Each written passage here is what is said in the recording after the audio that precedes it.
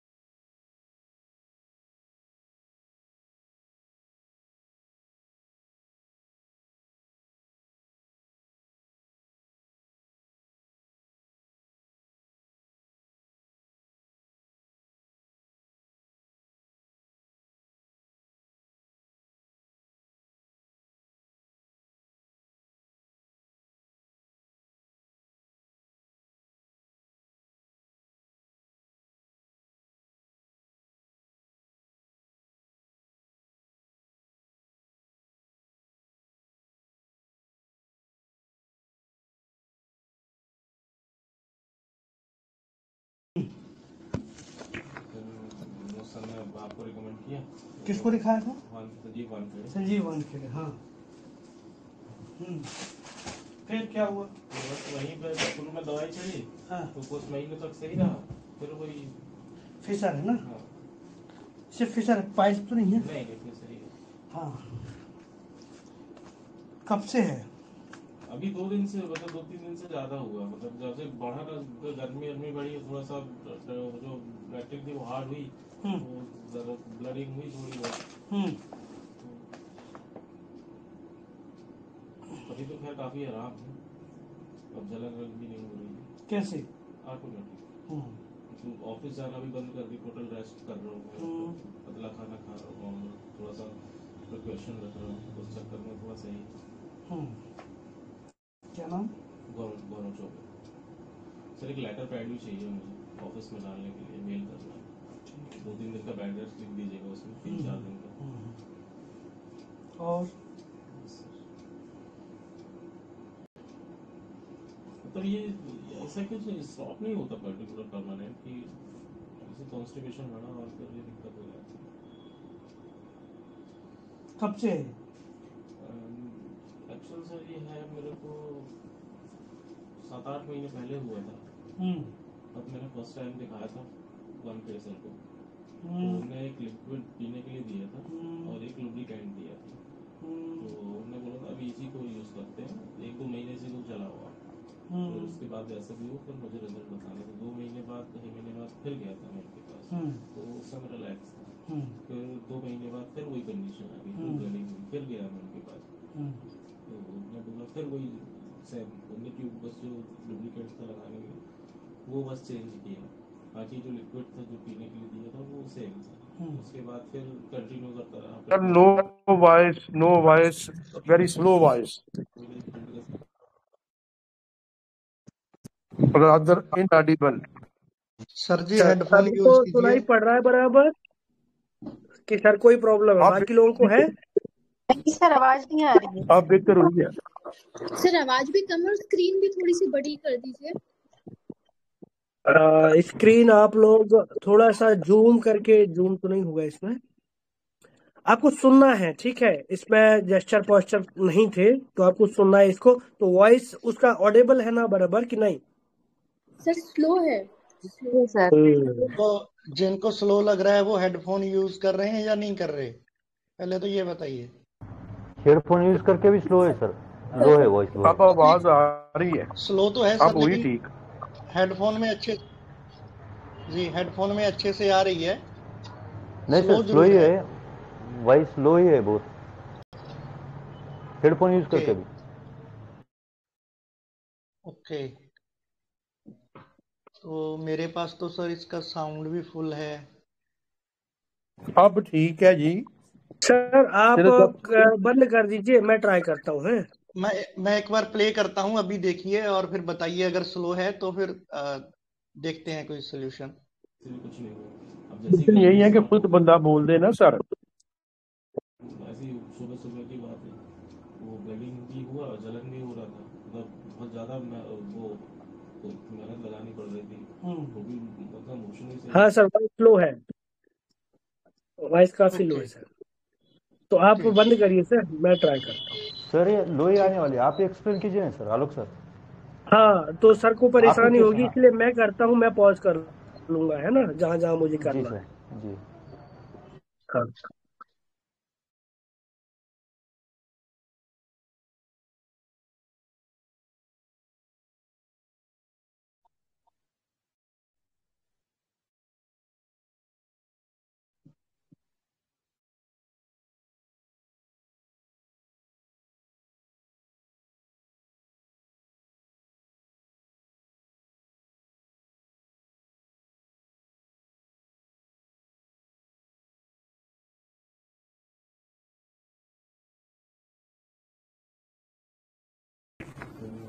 तो उस समय आपको रिकमेंड किया। किसको दिखाया था? संजीव वानखेड़े। संजीव वानखेड़े, हाँ।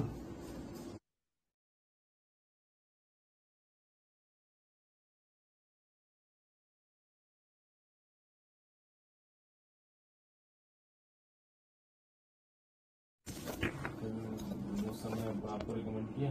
किसको दिखाया था? संजीव हेलो, आई आवाज? नहीं आई, अभी सुनिए। है वानखेड़े। संजीव वानखेड़े, हाँ। फिर क्या हुआ? वहीं पे शुरू में दवाई चली। हेलो, कैसी है वॉइस इसकी? Sir ji voice is very clear. ठीक है, ठीक है, इसको सुनिए ध्यान से। है हाँ, तो कुछ महीने तक सही रहा, फिर वही फिशर है ना? हाँ, सिर्फ फिशर, पाइस तो नहीं है? नहीं फिर सही है। हाँ। कब से है? अभी 2 दिन से, मतलब 2-3 दिन से ज्यादा हुआ, मतलब जैसे बढ़ा था, गर्मी बड़ी, थोड़ा सा जो लैक्टिक थी वो हार्ड हुई, तो ब्लडिंग हुई थोड़ी बहुत। अभी तो खैर काफी आराम है, अब जलन कैसे? ऑटोमेटिक। ऑफिस जाना भी बंद करके टोटल रेस्ट कर रहा हूँ, पतला खाना खा रहा हूँ, थोड़ा सा प्रिपरेशन रख रहा हूँ, उस चक्कर में थोड़ा सही। क्या नाम? गौरव चौबे। सर एक लेटर पैड भी चाहिए मुझे ऑफिस में डालने के लिए, मेल करना। 2-3 दिन का बेड रेस्ट लिख दीजिएगा उसमें, 3-4 दिन का। और मतलब ये ऐसा कुछ स्टॉप नहीं होता पर्टिकुलर परमानेंट, कि जैसे कॉन्स्टिपेशन बढ़ा और फिर ये दिक्कत हो जाती है। एक्सक्यूज मी सर, आपकी समझ आती, पेशेंट की आवाज क्लियर नहीं आती सर, आगे आपकी मर्जी सर। 7-8 महीने पहले। ओके, बाकी सभी के साथ यही प्रॉब्लम है? जी सर। सर पेशेंट का अच्छा, आवाज नहीं आती। सर आप मैं नरेट बोलता कर हूँ, है दीजिए इसको, ना। मैं साथ में नरेट करता जा रहा हूँ, ठीक है, इसको सुनिए आप लोग। है गुरु thank you, great Guru thank you.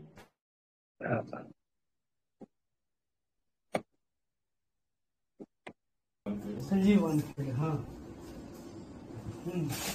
फिर क्या हुआ? वहीं पे शुरू में दवाई चली, हाँ। तो कुछ महीने तक सही रहा, फिर वही तो ये एलोपैथिक डॉक्टर के पास से आया है पेशेंट, ऑलरेडी वहां से मेडिसिन,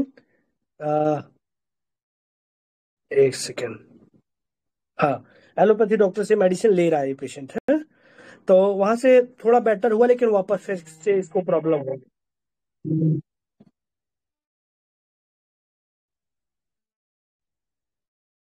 क्या हुआ? वहीं पे शुरू में दवाई चली, हाँ। तो कुछ महीने तक सही रहा, फिर वही फिशर है ना? हाँ, सिर्फ फिशर, पाइस तो नहीं है? नहीं फिर सही है। हाँ। कब से है? अभी 2 दिन से, मतलब 2-3 दिन से ज्यादा हुआ, मतलब जैसे बढ़ा था, गर्मी बड़ी, थोड़ा सा जो लैक्टिक थी वो हार्ड हुई। अभी क्या बोल रहा है? अभी 2-3 दिन से तकलीफ ज्यादा है, और ऐसा लग रहा है कि गर्मी बढ़ी, और गर्मी की वजह से शायद लेटरिन कड़ी हुई, और उसकी वजह से ये क्रैक्स हुआ, ब्लडिंग हुई थोड़ी बहुत। और थोड़ी बहुत ब्लीडिंग भी हुई। अभी तो खैर काफी आराम है। तो अभी अभी क्या सिचुएशन में आया है कि आराम है, अभी है, उसको आराम है। जलन भी नहीं हो रही है। कैसे? ऑटोमेटिक। ऑफिस जाना भी तो बंद कर अभी दिया। उसको जलन भी नहीं है, आराम है, ठीक है। तो अभी क्या कह रहा है वो कि मैंने ऑफिस जाना बंद कर दिया है और खाने में जो मुझे परहेज करना चाहिए मैं वो कर रहा हूँ। रेस्ट कर रहा हूँ, पतला खाना खा रहा हूँ, नॉर्मल थोड़ा सा प्रिपरेशन रख रहा हूँ, उस चक्कर में थोड़ा सही। क्या नाम? Government job. सर एक लेटर पैड भी चाहिए मुझे ऑफिस में डालने के लिए, मेल करना। 2-3 दिन का बेड रेस्ट लिख दीजिएगा उसमें, 3-4 दिन का। और मतलब ये ऐसा कुछ स्टॉप नहीं होता पर्टिकुलर परमानेंट कि जैसे कॉन्स्टिपेशन बढ़ा और फिर ये दिक्कत हो जाती है। तो अभी ये पेशेंट क्या कह रहा है कि डॉक्टर साहब ये सॉफ्ट नहीं होता क्या स्टूल, क्योंकि ये कंस्टिपेशन से हो जाता है और कंस्टिपेशन मेरे को बना रहता है। कब से? एक्चुअल सर ये है मेरे को 7-8 महीने पहले हुआ था।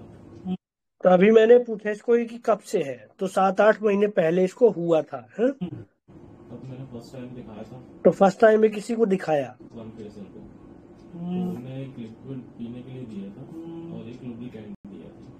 तो उस डॉक्टर ने इनको लिक्विड दिया, मतलब वो कोई लग्जेटिव दिया था और कोई एक्सटर्नल एप्लीकेशन दिया था, लोकल एप्लीकेशन दिया था लगाने को। तो उन्होंने बोला था अभी इसी को यूज करते हैं, 1-2 महीने से कुछ चला हुआ, फिर उसके बाद जैसे भी हो फिर मुझे रिजल्ट बताने को। 2 महीने बाद फिर गया था मैं उनके पास, तो उस समय रिलैक्स था।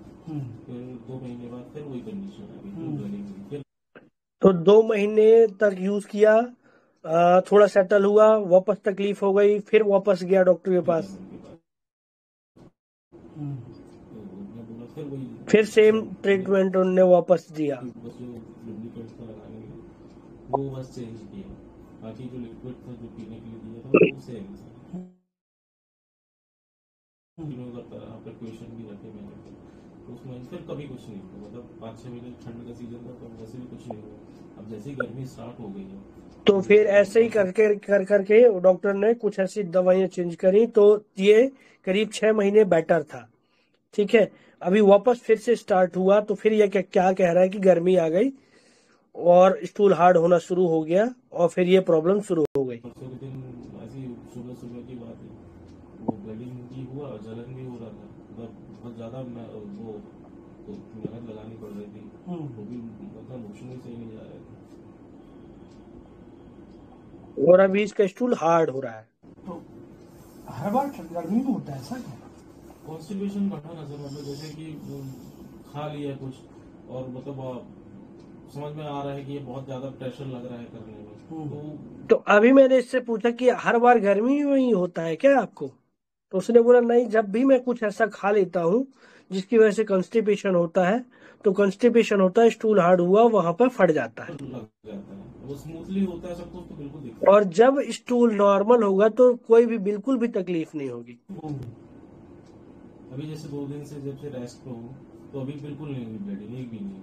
2 तो अभी क्या कह रहा है, जब से मैं 2 दिन से रेस्ट में हूं ना तो मेरे को ब्लीडिंग नहीं हुई। दिन पहले तक सुबह शाम ब्लीडिंग हो रही थी। पहले सुबह शाम ब्लीडिंग हो रही थी।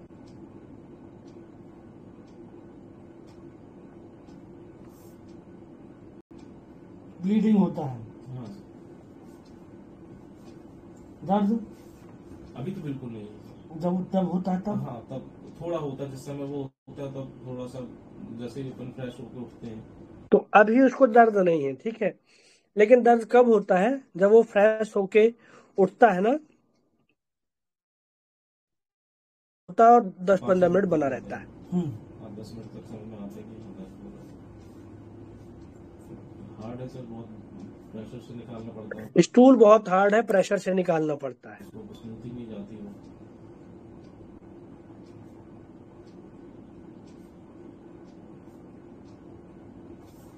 तो सिर्फ 5-10 मिनट तक ही दर्द होता है, दिन भर नहीं रहता? नहीं ऐसा नहीं कि लॉन्ग टाइम के लिए दर्द हो, लेकिन हाँ थोड़ा सा बैठने उठने में थोड़ा सा समझ में आता है। बैठने कई बार में? ऐसा है, कई बार जब बहुत ज्यादा हो जाता है तो पता चले हम बाइक ही में नहीं बैठ रहे, जैसे मैं अभी आपके सामने अच्छे से बैठूं तो बैठ ही नहीं पा रहा हूँ, ये भी दिक्कत हो जाती है।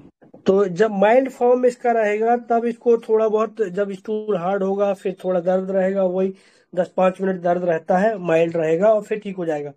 लेकिन जब सीवियर प्रॉब्लम होती है, क्रैक बड़ा होता है, तो फिर उसको ब्लीड भी होता है और दर्द बहुत टाइम तक रहता है। इवन गाड़ी पे भी नहीं बैठ पाता है, इवन वो चेयर पे भी नहीं बैठ पाता है, बैठता है तो तकलीफ बढ़ जाती है।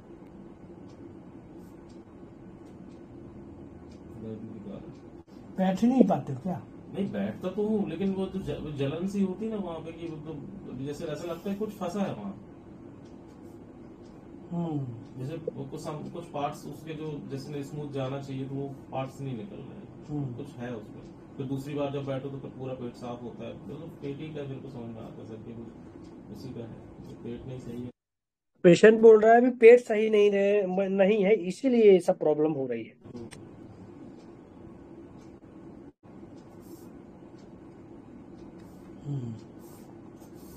क्या मन में आ रहा है इसको लेके? मन में तो कुछ नहीं, बस वही है, देख के अजीब सा है क्या? ब्लडिंग देख के, कि आज से पहले कभी ऐसा कुछ हुआ नहीं। तो क्वेश्चन होता है कि मन में क्या आ रहा है इसको लेके, ठीक है, ये इंपॉर्टेंट क्वेश्चन होता है।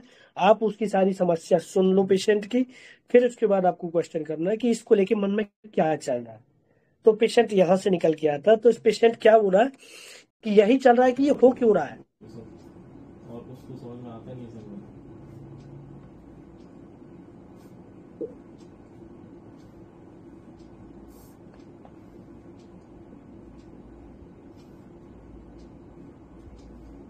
क्या टेंशन इसको?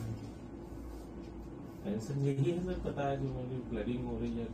तो ब्लीडिंग से क्या टेंशन? तो मैंने पूछा कि इसको लेके टेंशन क्या है, तो उसने बोला कि यही ब्लीडिंग हो रही है, ब्लीडिंग को लेके टेंशन है। अनएक्सपेक्टेड टाइप का हो रहा है ना सर, कि मतलब अपन बैठे हैं करने और फिर वहां से ब्लीडिंग जहाँ से। तो ये पेशेंट क्या कह रहा है कि ये बिल्कुल अनएक्सपेक्टेड है ना, कि जहाँ से स्टूल पास होना चाहिए वहां से ब्लीडिंग हो रही है। तो ये सोच के मेरे को अजीब है, यही सोच के मेरे को हो रही है।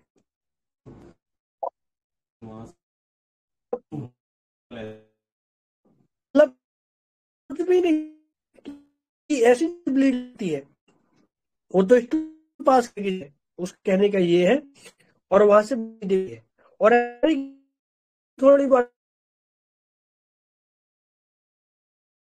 टप टप के ब्लीडिंग होती है, तो थोड़ा सा टेंशन आता है कि ऐसा क्या हो गया। ऐसा तो कुछ किया नहीं है कि मतलब कुछ इंटरनली तो कुछ बीमारी नहीं है, ऐसा तो कुछ किया नहीं है, और ऐसा तो नहीं कि कोई इंटरनली बीमारी हो। ये सब चलता है दिमाग में कि क्या ऐसा कुछ इंटरनली तो बीमार नहीं हुआ, सब सारी चीजें होती हैं। कोई यही सारी चीजें चलती हैं, कोई इंटरनल कोई बीमारी तो नहीं है जिसका पता भी ना हो। मतलब तो जो जैसे होती है गंभीर बीमारी टाइप की, तो वैसे कुछ इंटरनली बीमारी तो नहीं है, तो पता नहीं चल रही है। तो मैंने पूछा कि ऐसी कौन सी, ऐसा क्या मन में आ रहा, कौन सी बीमारी, तो बोल रहा है ऐसा कोई गंभीर बीमारी जिसका पता ना चल रहा हो और अंदर ही अंदर बीमारी बन रही हो। फर्स्ट टाइम ऐसा हुआ था तो मेरे को तो आइडिया भी नहीं था कि ये सब प्रेशर का नाम फर्स्ट टाइम मैंने सर के मुंह से सुना था, जब उन्होंने बताया था मुझे कि तुम्हें प्रेशर है। तो उन्हीं के सर नहीं बताया, तो ब्लड मैं तो जानता भी नहीं था कि ऐसी कोई बीमारी होती है, ये तो मैं फर्स्ट टाइम डॉक्टर पता चला, और जब वो डॉक्टर के पास गया और उसने बोला कि फिशर जैसी कोई प्रॉब्लम होती है। गूगल पे सर्च किया कि व्हाट इज फिशर, फिर जो बाकी चीजें पता चली मुझे फिशर के बारे में कि है क्या। उससे पहले कभी देखा नहीं था, तो उसने तो उस समय तो बहुत ज्यादा घबरा गया। तो यूज और ऐसे तो पहले उस दिन मैं बहुत ज्यादा घबरा गया था जिस दिन मुझे ये फर्स्ट टाइम हुआ, ठीक है, हो चुका हूँ उस चीज को कि चलो आ रहा है तो चलो। और अभी तो 8 महीने हो गया, यूज टू हो चुका हूँ उसका। समझ में आता है कि हाँ इस वजह से आ रहा है, पहले पता भी नहीं था कि क्या है। पहले तो मालूम भी नहीं था कि क्या बीमारी है, लेकिन अभी तो डॉक्टर ने बता दिया है, तो ठीक है, फिर भी टेंशन में है ये बंदा। कब घबरा गए? अभी तो दो जब से हुआ है 2 दिन पहले, तो उस समय तो घबराहट नहीं हुई थी, जो फर्स्ट टाइम भी बता रहा हूँ। हाँ। तब घबराहट बहुत हुई थी क्योंकि फर्स्ट जब पता ही नहीं कि क्या कुछ ऐसा कुछ होता है, उस समय ज्यादा घबराहट। तो ये पता है कि हाँ उस वजह से हो रहा है। मतलब ये फर्स्ट टाइम घबरा गया था, ठीक है, जब इसको फर्स्ट टाइम हुआ था, लेकिन अभी इसको पता है, तो अभी उतना घबराहट नहीं है, बट टेंशन जरूर है। इस वजह से पर अभी भी तो कह रहे हो कि ऐसा अंदर अंदर कोई और बीमारी ना हो, ऐसा भी नहीं लगता है। मतलब लगता है ना थोड़ा सा कि और कुछ तो नहीं है बीमारी, ये सब। तो फिर मैंने पूछा कि तुमको पता तो है कि ब्लीडिंग क्यों हो रही है, तो फिर क्यों इतना अभी भी तो टेंशन ले रहे हो तुम, पता होते हुए भी? तो बोला कि हाँ पता तो है, पर ये मैं सोच रहा हूँ कि कहीं कोई और बीमारी तो नहीं है, हम फिशर सोच के बैठे हो। फिशर के अलावा और कुछ नहीं, और कुछ मेरे को नहीं लगता कि जिस तरीके से है मेरे को फिर वही रीजन समझ में आता है कि जब मेरी जब जब पॉटी हार्ड गई है तब तक वो ब्लीडिंग हुई है। तो बोलता कि नहीं नहीं ऐसा नहीं लगता कि कुछ और होगा अभी, ठीक है उसने ऐसा बोल दिया, दोनों चीजें बोल रहा हूँ। और लेकिन जब जब मुझे स्टूल हार्ड होता तब तब मुझे ब्लीडिंग होती है, स्टूल नॉर्मल रहेगा तो ब्लीडिंग बिल्कुल नहीं होगी। उसके पहले कभी नहीं, जैसे तो होता है नॉर्मल स्मूथ जाता है तो बिल्कुल कुछ दिक्कत नहीं है, बिल्कुल नॉर्मल। और क्या टेंशन आ रही है इसको लेके, आगे को लेके कुछ है मन में? नहीं सर और कुछ। जब दर्द होता है, ब्लीडिंग होती है, तब मन कैसा रहता है उतने टाइम? तो अभी मैंने पूछा कि जब दर्द रहता है तो उस टाइम पे मन कैसा रहता है? मन तो सब खराब ही रहता है, मतलब घबराहट सी होती है अंदर कि क्या हो रहा है, क्यों हो रहा है। अंदर घबराहट रहती है दर्द के टाइम पे कि क्या हो रहा है, क्यों हो रहा है।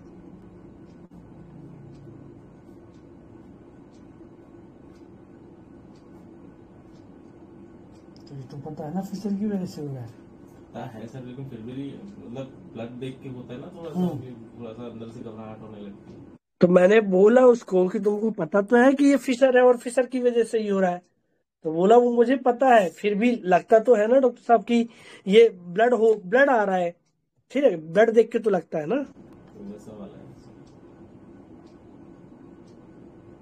अच्छा जैसे ब्लड गिर रहा है तो उसको लेके आगे को लेके कोई टेंशन?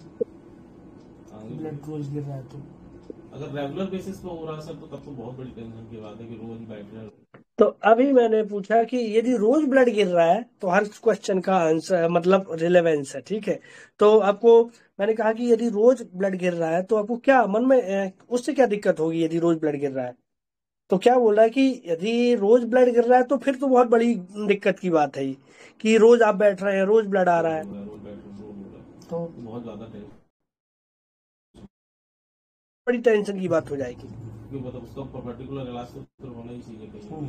फिर उसका पर्टिकुलर इलाज तो करवाना ही चाहिए ना। आपको मतलब ये है कि अभी 2 दिन से तो बिल्कुल नहीं है, अभी सुबह शाम उधर हो रहा है, टाइम से टाइम सब कुछ हो रहा है, 10 से 2 दिन आराम से रेस्ट करो, तो अभी 2 दिन से बिल्कुल कुछ नहीं। तो अभी 2 दिन से नहीं है उसको, अभी वीक पूरा वीक हुआ है उसके साथ ऐसा। नॉर्मल था सब कुछ, फिर भी एक ट्रीटमेंट जरूरी है उसके प्रॉपर, फिर भी एक उसका प्रॉपर ट्रीटमेंट जरूरी है। चलता है उसके ट्रीटमेंट की। ये चीजें आगे न चाहती हो, आगे जाके ना हो मतलब ये चीजें मतलब फिर से ना रिपीट होगी, फिर से वो ब्लडिंग हो रही, मतलब ये बार बार ना होता रहे, वापस रिपीट ना होता रहे ये चीज। फिर से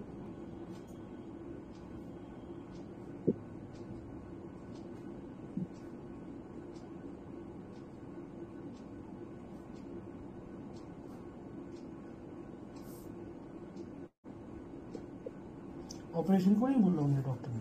नहीं, उन्हें ऑपरेशन के सीधा मना कर दिया था उसने, बोले नहीं अभी तुम्हारा उतना नहीं है लेवल का जितना ऑपरेशन की जरूरत पड़ जाए, लेकिन दवाइयों से सही हो सकता है।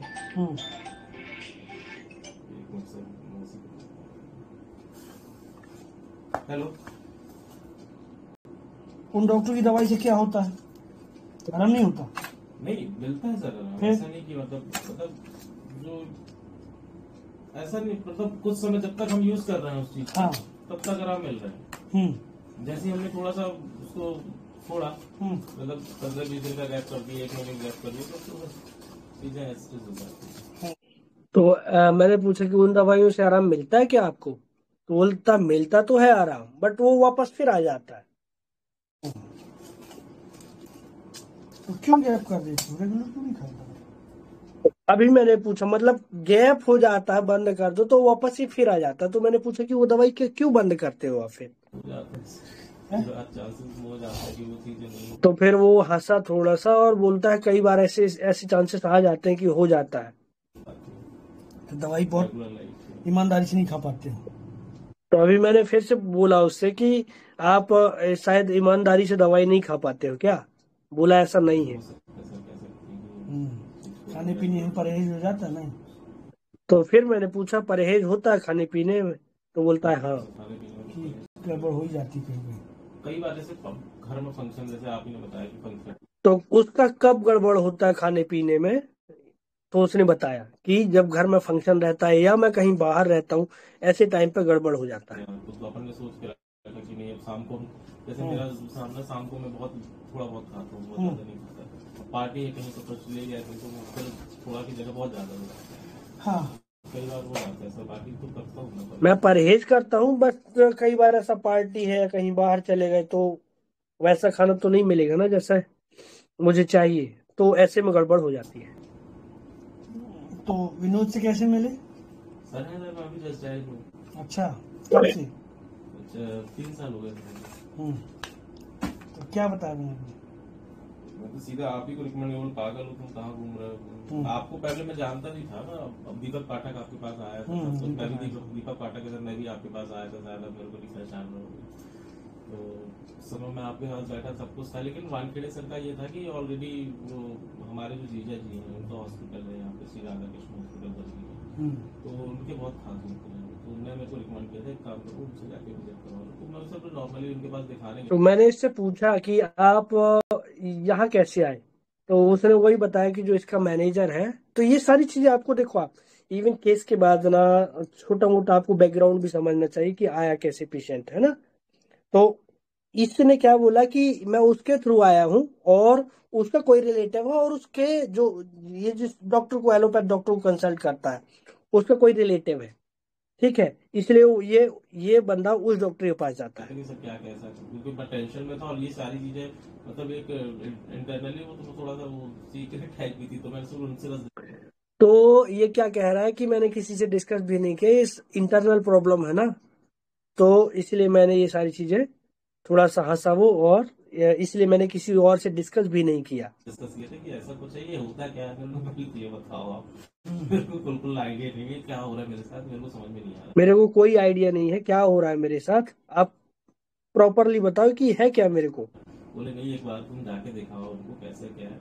उन्होंने फिर देखा दाखा मेरे को सब बताया, बोले कोई जरूरत नहीं ऑपरेशन की, नॉर्मल हल्का सा कट है, दिखाया भी उसने कट दिखाया, फिर नॉर्मल हल्का कट है, इसकी वजह से तुम दवाई लेते रहो, ट्यूब लगाते रहो, खाते रहो, आप मिलता रहेगा।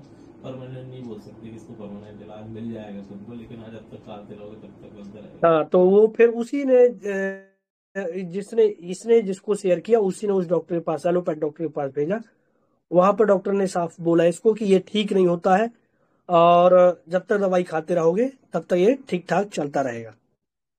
अपन ने उसको चलाया भी कुछ समय तक, बहुत जब तक चला सके तब तक चलाया, फिर वो दवाई में भी फिर धीरे धीरे स्किप होती गई, और वो जो पर्चा था वो भी घूम गया मेरे से।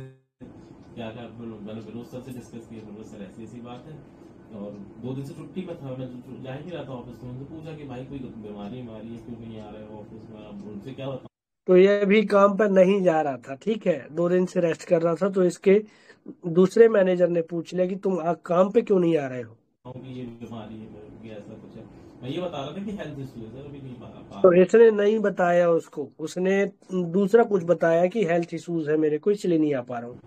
उन्होंने पूछा, बोला भाई बड़े भाई जैसे बता तो क्या दिक्कत है मेरे को, फिर उनको पूरी बात बताया कि ऐसी ऐसी बात है, बोले तुम कहाँ भटक रहे हो। तो इसने जल्दी नहीं बताया, जब उसने बोला कि बता मेरे को, मैं तेरे बड़े भाई जैसा हूँ, तब जाके इसने ओपन हुआ।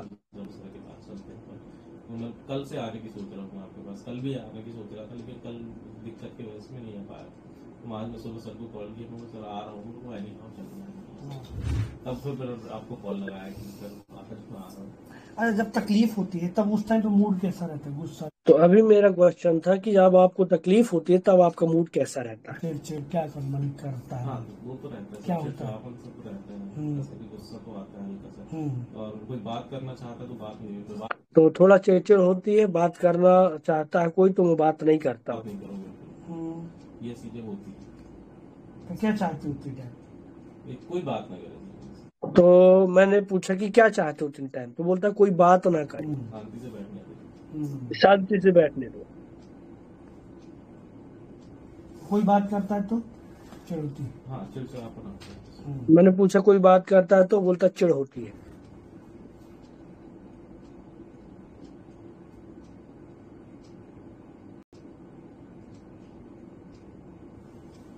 सर मेरे ही इससे भर गया सर।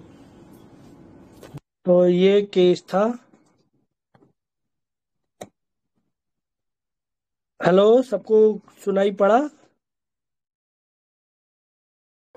जी सर। तो चलिए, जिसको अच्छे से समझा होगा तो वो लोग बोलिए।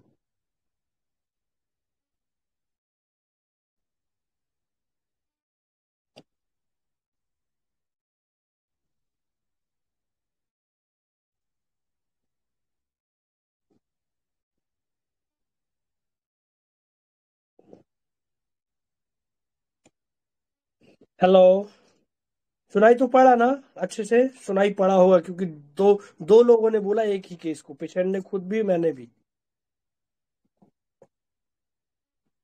हेलो। हेलो। जी बोलिए। हाँ बोलिए सर। मैम। हाँ, ये पेशेंट है ना, पूरा मतलब जो भी बता रहा था ना, तो चिंतित लग रहा था, एनजाइटी बहुत थी इसके अंदर। हम्म ओवरऑल हम देखे ना, बहुत ही एनजाइटी थी उसके अंदर।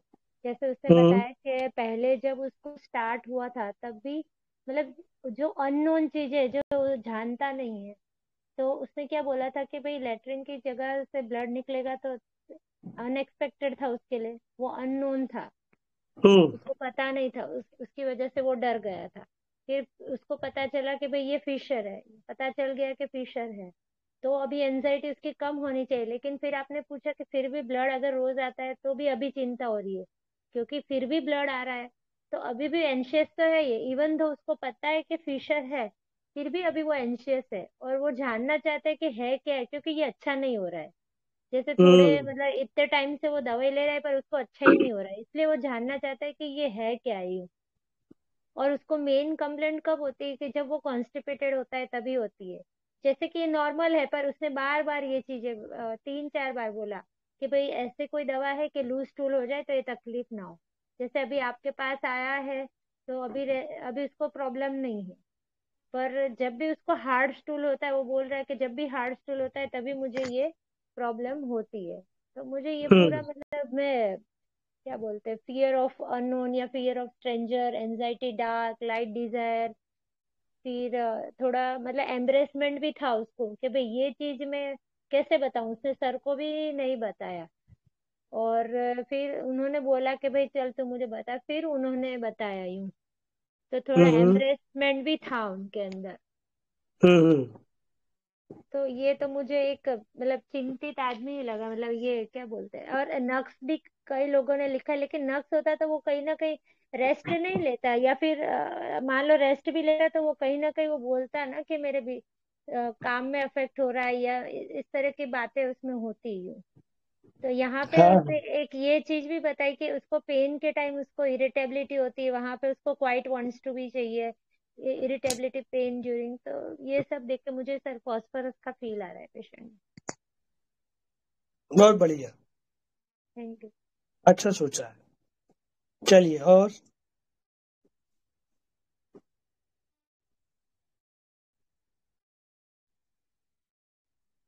और कोई?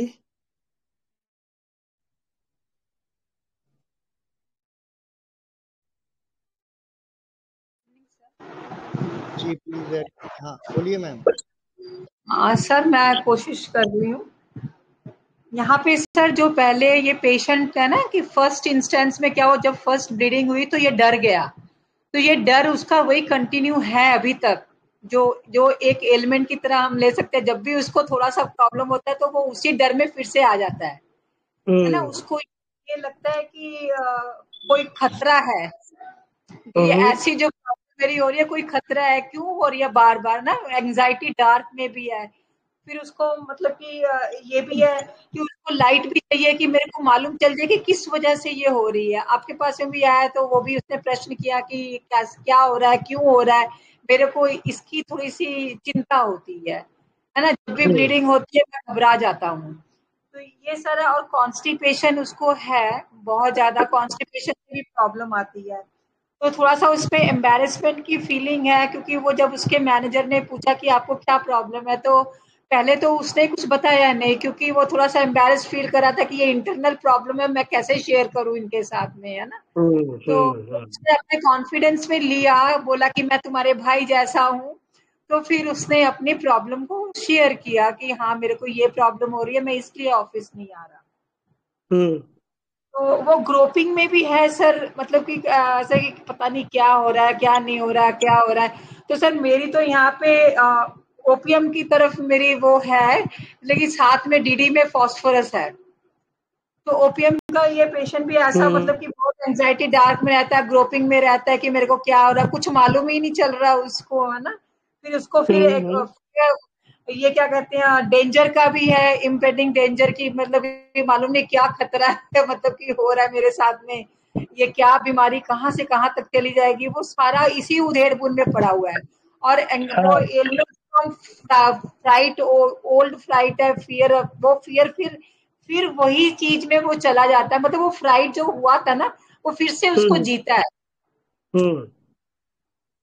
हाँ सर, बस इतना ही मेरे को मालूम है। अच्छा सोचा है मैम, आपने अच्छा सोचा है, बट कुछ चीजें और आप सोचेंगे तो ठीक है, अभी देखेंगे। आप ध्यान रखिए आपने क्या बोला है। हाँ सर, वैसे इसमें तो वो बार-बार में तो यही चीज में आ रहा है ना कि ये प्रॉब्लम की, जैसे वो हम लोग एक रूब्रिक नहीं लेते, डिल्यूशन जर्नी, ना, और तो वो लग रहा है वो खत्म हो रहा है, फिर वहीं पे फिर आ जा रहा है, फिर दवाई ले रहा है, फिर वहीं पे आ रहा है ना। तो उसको ये भी थोड़ा सा इसमें आ रहा है। तो एक्चुअली मेडिसिन के लिए मैं ओपीएम और फास्फोरस की तरफ ही जाऊंगी। और आगे सर आप एक्सप्लेन कर डिल्यूजन में वो पेशेंट ना जो जर्नी वाला है, तो वो डिल्यूजन में है ना रूब्रिक।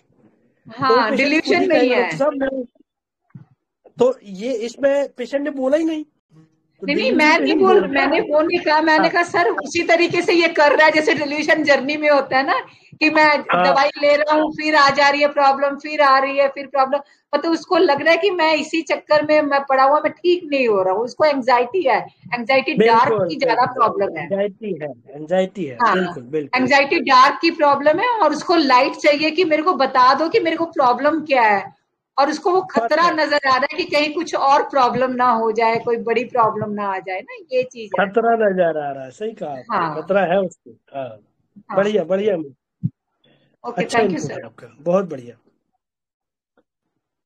तो आपका ओपीएम और फास्फोरस, वेरी गुड। चलिए, और कोई? हेलो, हाँ सर, कुछ रूब्रिक्स लिया है, एलिमेंट्स फ्रॉम एम्बेसमेंट। जी, आवाज आ रही है ना सर? क्लियर है सर, कोई का माइक साइड ऑन है या आपका ही आवाज बैकग्राउंड में है? नहीं, बैकग्राउंड में नहीं है आवाज मेरे। कोई और देखिए, किसी का माइक ऑन है, बहुत नॉइजी है। ठीक है सर, बोलिए। हाँ, elements from embarrassment, anxiety, darking, fear, disease of impending, fear recurrent, irritability spoken to when, twice wants to be, ये सब लेकर क्लब करते हैं। तो फर्स्ट में नेट्रम्यूर आ रही है और सेकंड में फिर फॉस्फोरस। वेरी गुड सर, बहुत बढ़िया रूब्रिक लिए है आपने। क्या देने वाले हैं आप इनको? नेट्रम्यूर। और फास्फोरस क्यों नहीं? फील नहीं आया फॉस्फोरस के जैसा। फील नहीं आया, चलो बढ़िया सर, बढ़िया।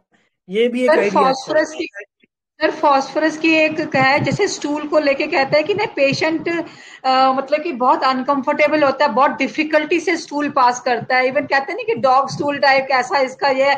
और डॉग स्टूल मतलब ये नहीं है सर कि इसके हाथ पैर, मतलब पैर भी कांपने लगते हैं जब ये स्टूल पास करता है, इतनी इसको मतलब हार्ड स्टूल होता है, कॉन्स्टिपेटेड जब रहता है ना, तो उसकी वजह से कितनी बार क्रैक्स भी आ जाते हैं, फिशर्स बन जाते हैं, तो ब्लीडिंग होती है। और एक हिमोरेजिक डायथिसिस भी यहाँ पे हो गया ना। हाँ, बढ़िया सोचा है, ऐसे भी सोच सकते हैं, बहुत अच्छा।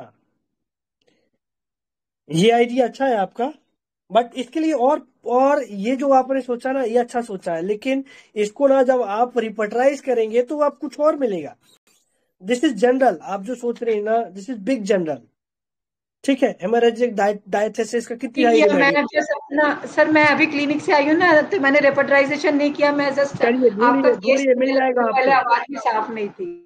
बहुत बढ़िया सोचा, आप ढूंढेंगे तो मिल जाएगा, ठीक है। चलिए, बहुत अच्छा सोचा है। और कोई? सर मुझे ना एंजाइटी, डार्क, लाइट डिजायर, और इसमें मुझे लगा एक फियर स्ट्रेंजर का फील आया कि उसको ये लग रहा है कि ये क्या हो गया अचानक से, और एम्बेरसमेंट, ये सब लेकर मुझे स्ट्रामोनियम पे मैं जा रही हूँ सर। स्ट्रामोनियम, स्ट्रामोनियम तो आनी चाहिए दिमाग में। बढ़िया मैम, बढ़िया। चलिए, और कोई?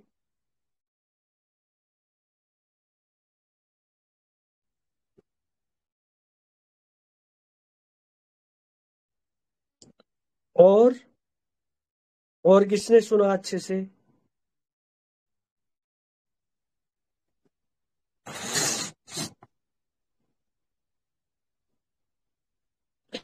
केस सीधा है, कुछ ज्यादा मटेरियल थोड़ी है केस में। तो आपको ऐसे केस मिलेंगे, हर बार मटेरियल नहीं होता। तो इसी को जो मिले आपको वही समझने का, और उसी में आपको एनालिसिस करना है कि क्या क्या रूब्रिक। जैसे मनोज सर का क्या बढ़िया केस था वो, ठीक है। तो वो तो बहुत डिफरेंट केस था, ये तो बहुत इजी केस है। चलिए, और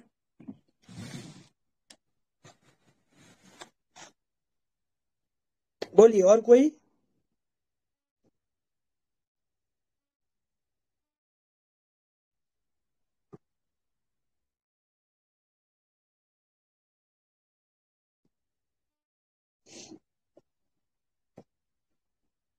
हेलो। हाँ जी, प्लीज कुछ ऐड कीजिए।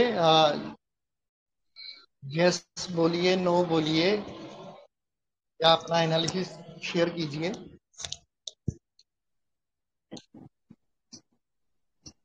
बोलिए, जो बोलेंगे ना उनको, जो लोग बोलेंगे उनको समझेगा कि गड़बड़ क्या होती है और सही क्या हो सकता है, ठीक है। तो वो जब आपके पास केस आएगा तो आप तो समझ ही जाएंगे, लेकिन दूसरों के केसेस देखने में क्या गड़बड़ हम करते हैं, ठीक है।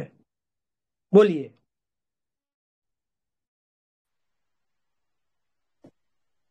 तो आप लोगों के इनपुट से मुझे बहुत सारी चीजें मिल जाएंगी, है ना, सर जो एस्टोनिश्ड मैंने है नहीं पेशेंट? सोची। हाँ सर, बिल्कुल। अभी वो स्ट्रामोनियम, आप वहां से जाएंगे तो स्ट्रामोनियम तो आएगी, क्योंकि अकेले से बैठी है ना। और पेशेंट जो बोल रहा है उसमें तो वही फील आ रहा है, बिल्कुल। तो आप एक रूब्रिक से स्ट्रामोनियम पे पहुंच गए, बढ़िया। और भी है, नहीं, कई रूब्रिक लगा है। हाँ। चलिए, और लाइट डिजायर है, एंजाइटी डार्क इन है। हाँ, लाइट डिजायर, एंजाइटी डार्क भी है, और एस्टोनिश्ड भी है। जी है। हाँ।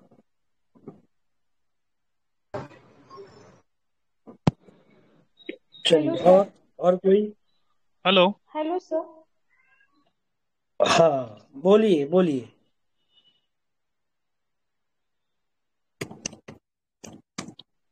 सर जी, हेलो। बोलिए सर, बोलिए। सर मेरे को ये पेशेंट ना नक्सोमी का लगा, क्योंकि आपके पास आने का सर, इसका जो रीजन था ना आपके पास आने का, वो ये है कि ये मतलब बार बार क्यों हो रहा है। मतलब ये पेशेंट का ये था कि ये बार बार क्यों हो रहा है, मतलब ये खत्म क्यों नहीं हो रहा है। तो वहां से किल डिजायर मैंने लिया था, और ड्यूरिंग पेन जो है पेशेंट इरिटेबल भी था, डिस्टर्बर्स में भी है, क्वाइट वांटू में भी है, इरिटेबिलिटी भी है, और फियर डिसीज ऑफ इम्पेंडिंग भी था। तो सर ये सब लेकर मेरे को ये नक्सोमी का लगा सर। नक्सोमी का, वेरी गुड, बढ़िया सर, बढ़िया। नक्सोमी का, बट नक्सोमी का के आपने अडाप्टेशन लिया है ना। हेलो। रिएक्शन अडाप्टेशन लिया आपने नक्सोमिका का, है ना। जी सर जी। हाँ, क्योंकि सर उसने शुरुआत में ही बोला ना पेशेंट ने कि ये मतलब मेरे को बार बार हो रहा है ना सर, 6 महीने हाँ बाद फिर से हो गया, फिर आपके फिर जब तक वो लेता था जब तक आराम था, फिर जैसे ही हम्म मैं दवाई बंद करूं उसके बाद फिर से हो जाता था। हम्म। तो कंसर्न तो उसका यही था ना आपके पास आने के लिए कि ये बार बार क्यों हो रहा है। हाँ, तो उसको आपने कैसे देखा? सर देख, मतलब मेरे को तो सर जितना यही समझ में आया कि मतलब वो आपके पास ये आ ही इसीलिए रहा है, उसका वाय यही है कि अरे बार बार क्यों हो रहा है ये, मतलब यूं हाँ 6 महीने बाद फिर से हो गया हाँ, यूं। बढ़िया बढ़िया। तो आपने हेलो किल सर। डिजाइन लिया। हाँ, चलिए और हेलो। बोलिए मैम, हेलो बोलिए। सर। हाँ आई सर, आवाज, मुझे बोलिए। फॉस्फोरस का फील आ रहा है। हम्म जैसे एंजाइटी, डार्क, एम्बेरसमेंट और फियर इम्पेंडिंग ऑफ डिसीज।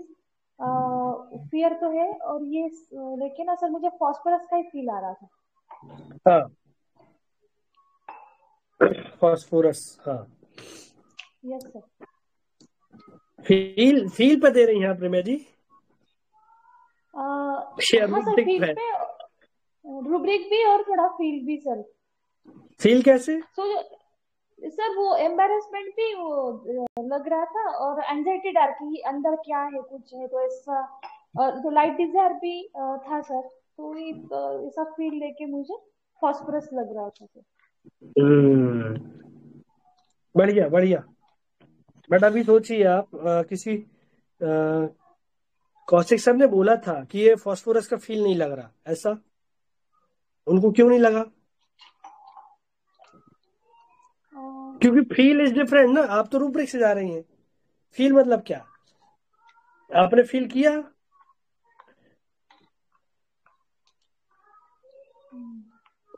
हाँ, तो ये एक्चुअली ये बॉक्स है। कई बार ऐसा होता है कि आपको जरूरी नहीं कि वो पेशेंट लगे कि वही है ना। जैसे मेरे पास लैकेसिस के जो एडल्ट पेशेंट आते हैं ना, वो एकदम एकदम नेट्रम की पर्सनालिटी लेके आते हैं, ठीक है।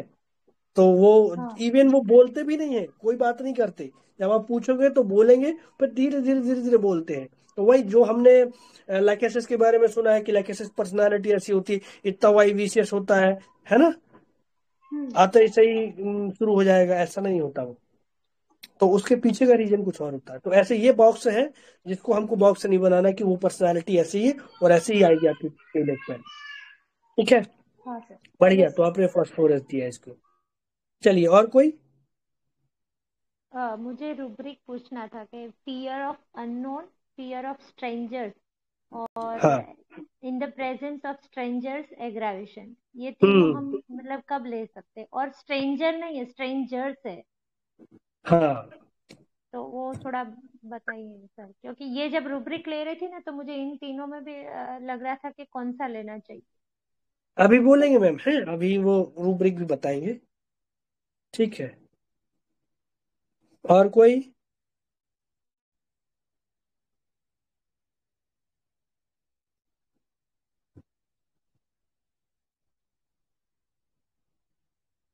और कोई बोलेंगे?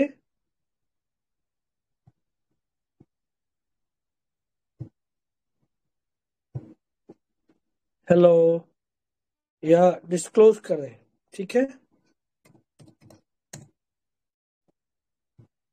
और किसी की इच्छा है, मतलब जिसने अच्छे से सुना है केस को और बोलना चाहते तो बताइए।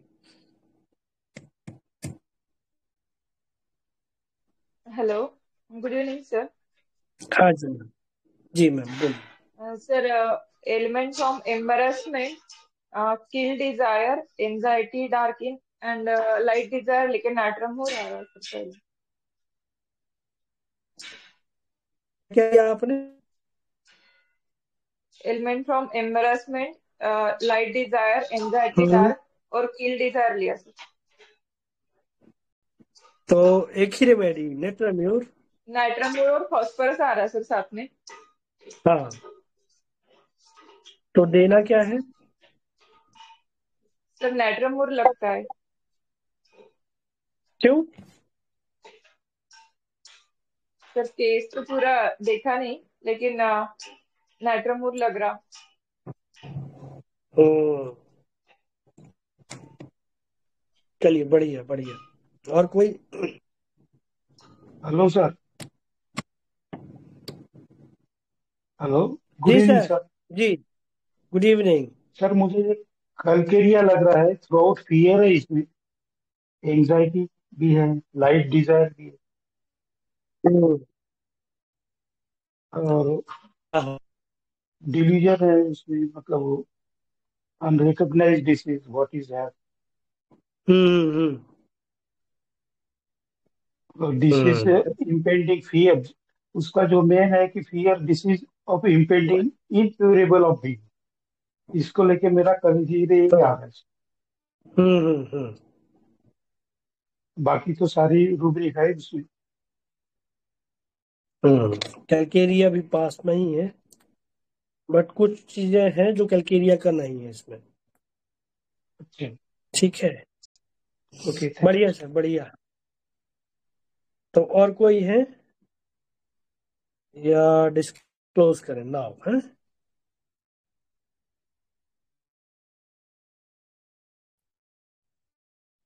और कोई?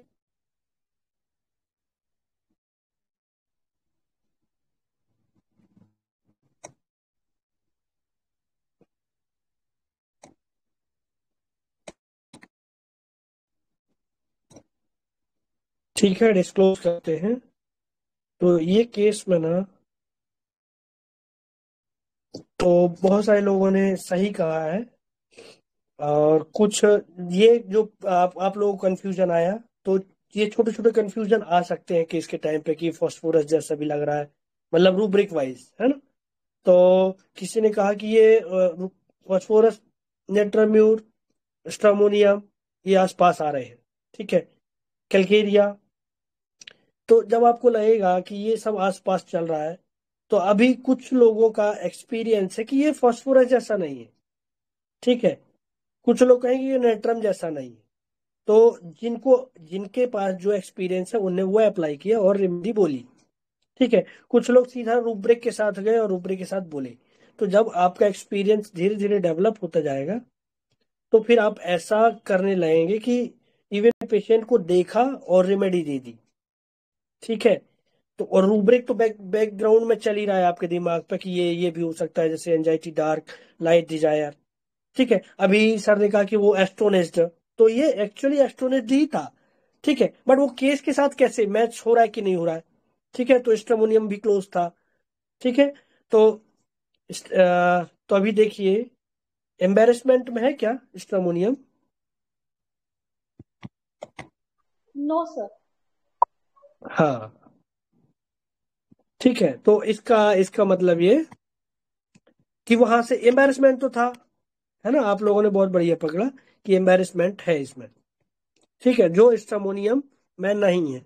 तो स्ट्रामोनियम तो वैसे ही निकल गई, लेकिन वो क्या था कि वो पेशेंट एक बार में ही वो जैसे देखा उसने डर गया, ठीक है। और किसी ने कहा ओपीएम, कि उस डर को लेके अभी भी घूम रहा है, ठीक है। तो ऐसा नहीं है, अभी उस डर के साथ वो इसलिए घूम रहा है क्योंकि उसका पॉजिटिव फैक्टर अभी भी बना हुआ है ना, उसको डर पैदा करने का। उसका जो स्ट्रेस है, उसको जो चिंता है, उसको उसको लेके वो अभी भी उसका प्रॉब्लम है, इसीलिए वो घूम रहा है। अब डर में क्या, ओपीएम का डर एक बार जो हो गया उसको लेके अभी भी चल रहा है, कॉज खत्म हो गया, ठीक है। एक बार डर गया, उसके बाद भी वो सालों साल वो डर को लेके घूमता रहता है। कुछ समझा वो पॉइंट? हेलो, किसने बोला था वो? बोला था। है ना मैम, तो आपको क्लियर हुआ हाँ कि ठीक है। इसका कॉज रेगुलर बना हुआ है, इसको ब्लीड और आ रहा है जा रहा है, ठीक है, बीच बीच में, मतलब ये ठीक नहीं हो रहा है, सिंपल सी बात है ना। Even yes sir. मेडिसिन ले रहा तो भी ठीक नहीं हो रहा है। यस और सर। इसने क्या बोला था कि जब उसका स्टूल हार्ड होता है तभी प्रॉब्लम होता है, ये पिक्यूलियर है। Hello, yes sir. ये पिक्यूलियर है। इवन देखो आप, इवन ऐसा ये हार्ड स्टूल है और ब्लीडिंग होनी चाहिए, इसके बावजूद भी ये कॉमन लगता है हमको, ठीक है। जब आप इसकी रिमेडी में जाएंगे ना, रेमेडी में जाओ आप, तो चेक करो आप, फिर ये कहाँ ढूंढेंगे? कौन से? Rectum sir, rectum constipation, rectum. Stool hard. हाँ, फिर क्या मिला वहां पे आपको? चेक किया ना? चेक किया होगा।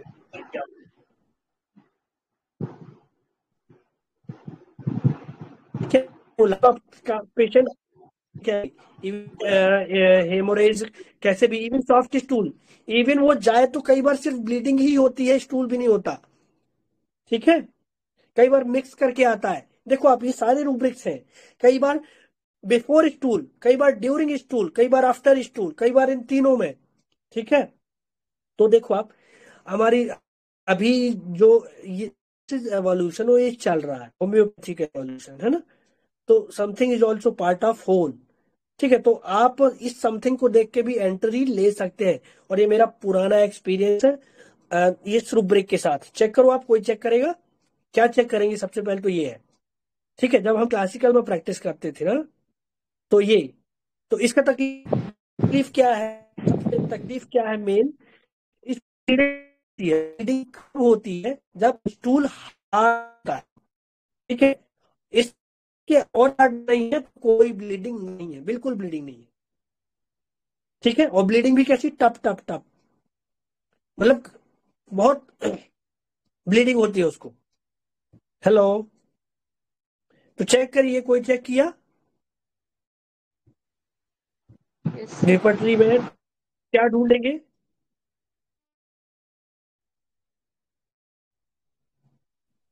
Haemorrhage, stool after hard.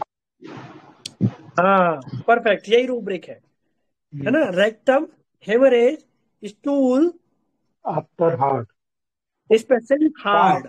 उसमें कितनी रेमेडी है? देखिए कितनी रेमेडी है,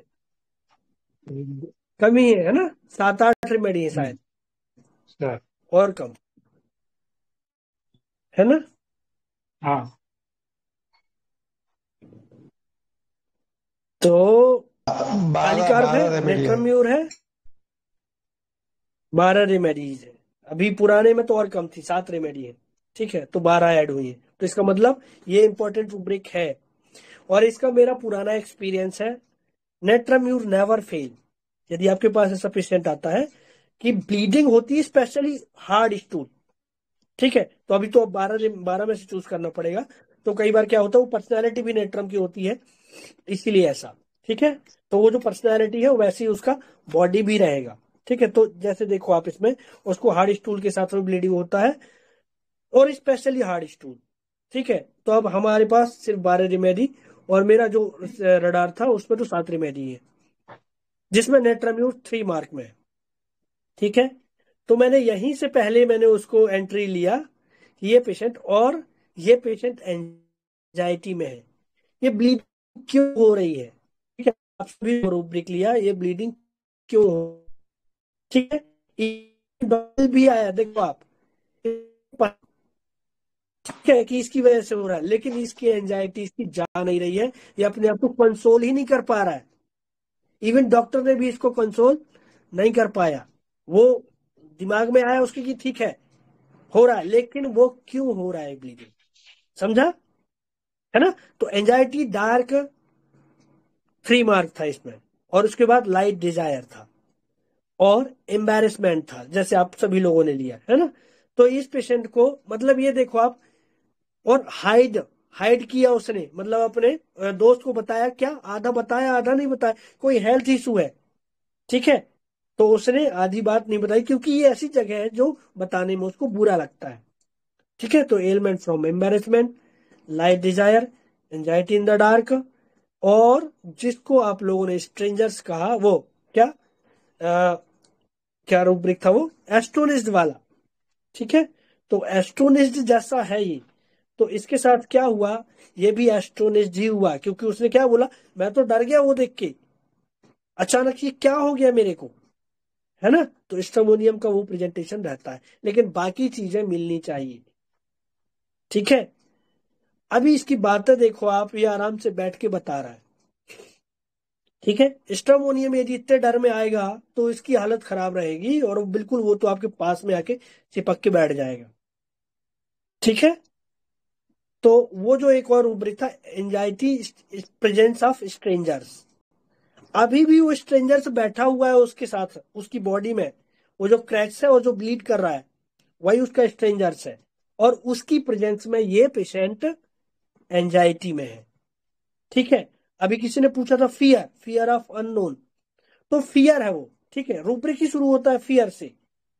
हेलो, ये क्यों हो रहा है? एंजाइटी इन द डार्क और anxiety in the presence of strangers, है ना। इवन फियर अननोन में तो बहुत कम ही रेमेडी है।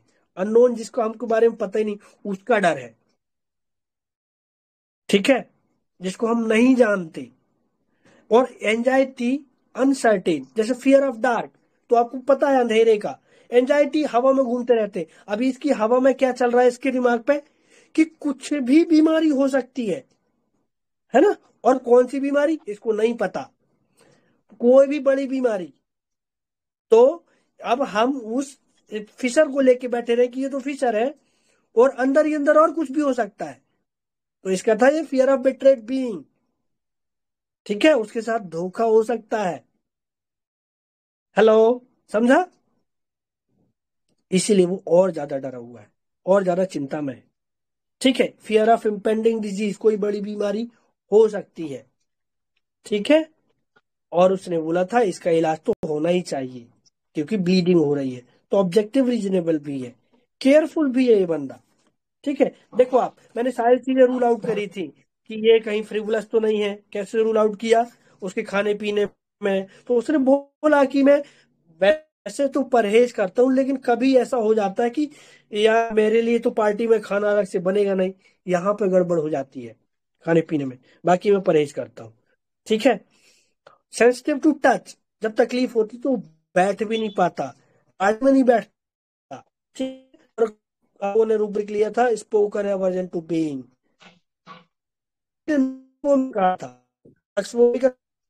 अपने, बाकी पे था प्रोमिनेंट है।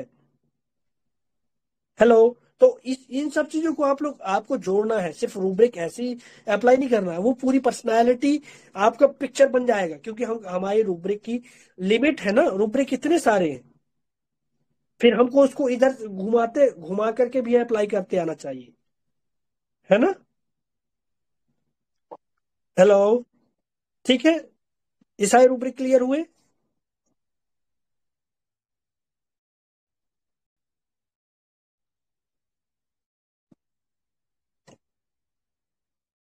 हेलो, चिड़चिड़ होता है, पता नहीं इरिटेबिलिटी में है कि नहीं है। इरिटेबिलिटी में है। ठीक है,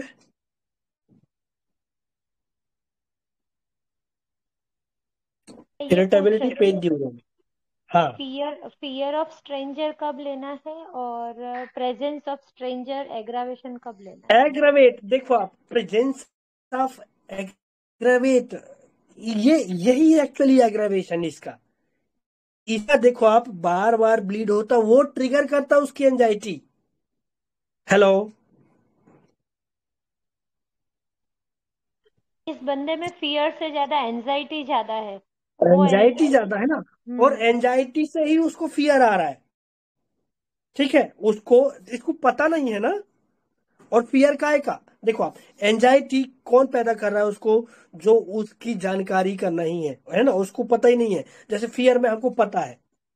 ठीक है, फियर ऑफ इम्पेंडिंग डिसीज, मालूम है कि वो ऐसी बीमारी होती है जिसमें आदमी मर जाता है। हेलो, है ना। एंजाइटी अनसर्टेन होती है, इसलिए अभी anxiety in the dark, fear of dark, anxiety in the dark.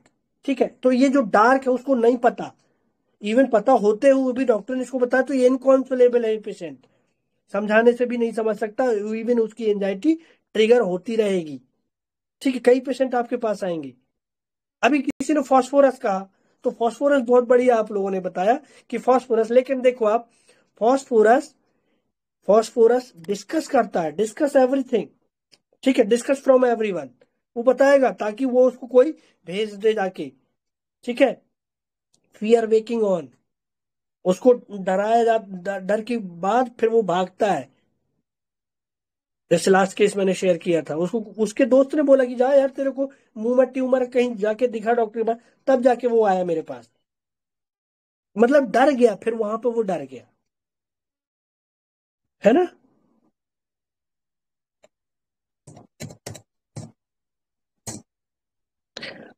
Hello, अभी देखो एंजाइटी और फियर।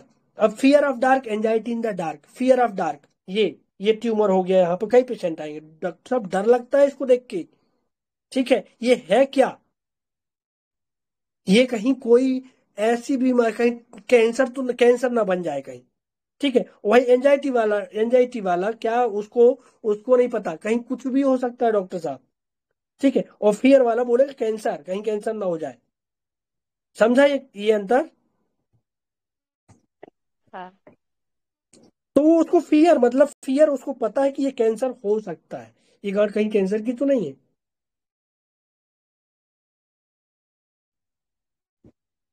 हेलो,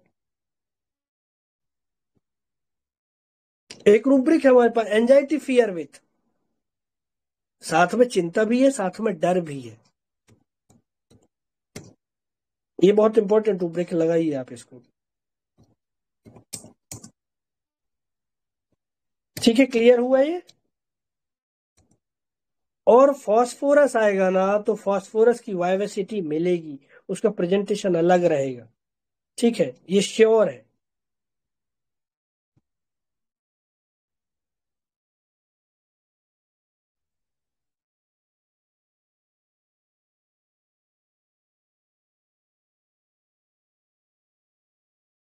क्लियर हुआ? जी सर।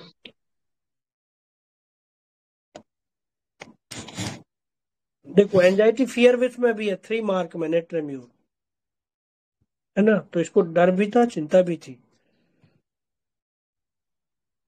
चिंता क्या थी, समझ में नहीं आ रहा ये ब्लीडिंग क्यों हो रही है। और डर, कहीं कोई ऐसी बड़ी बीमारी ना हो जाए।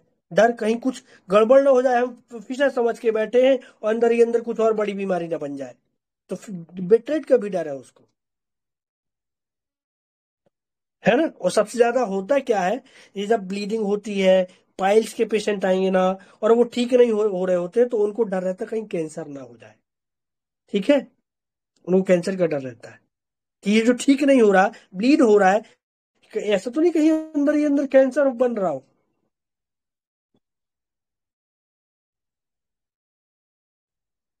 हेलो, कोई क्वेरी, कोई डाउट इसमें किसी को?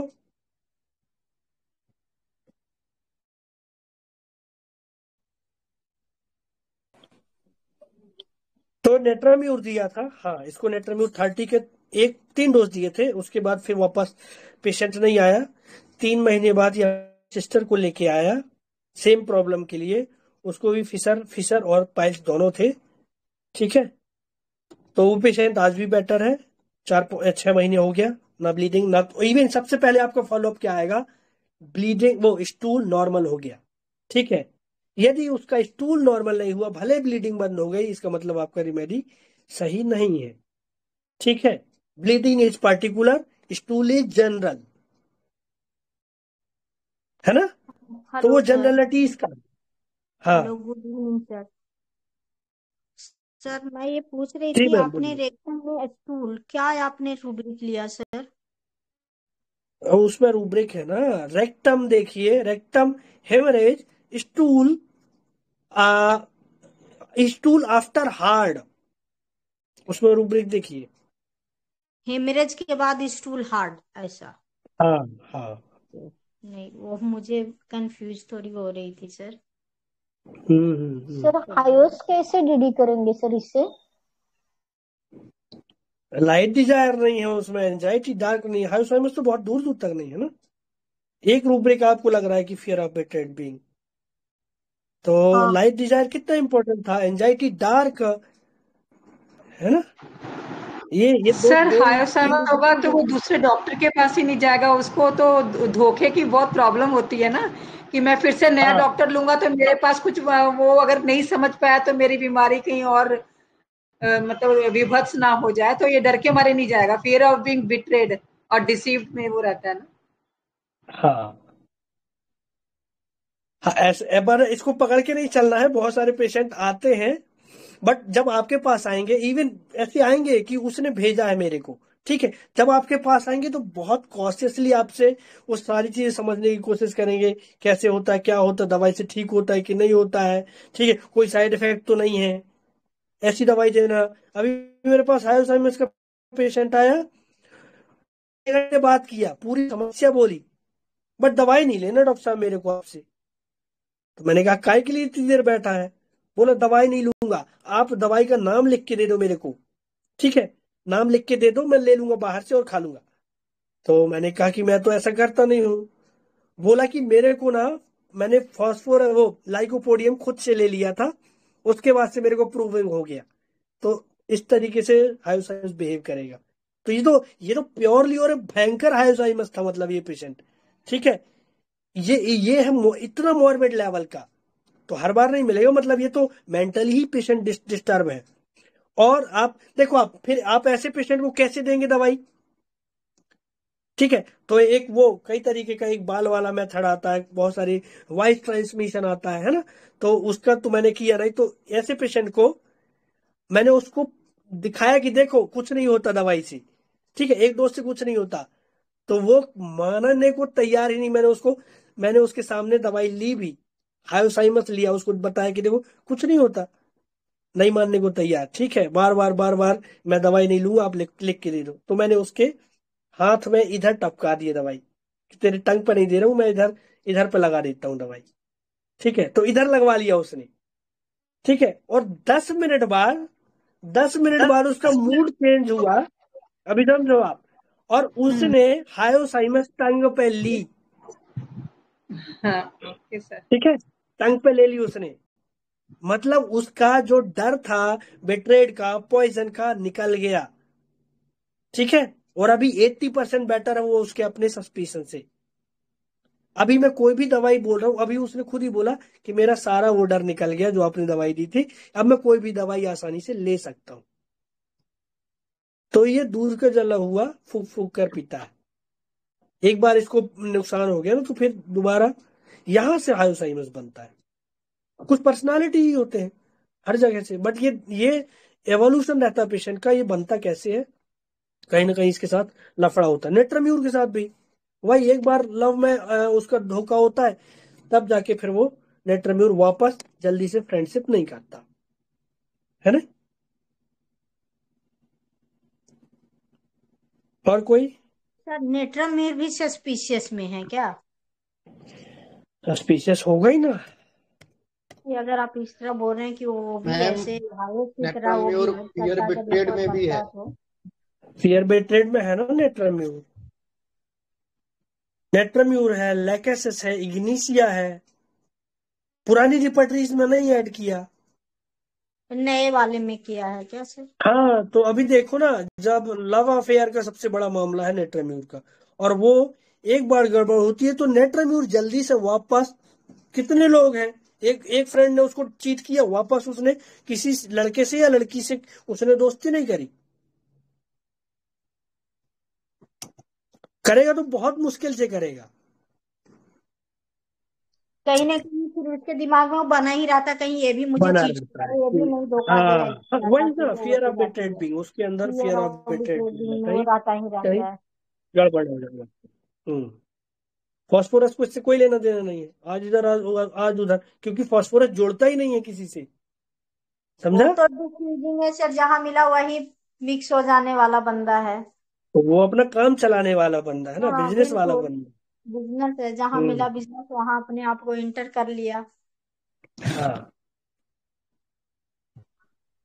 ओके सर, बहुत अच्छा आपने एनालिसिस दिया सर। चलिए चलिए, और कोई doubt? Thank you sir. Hello. नहीं सर।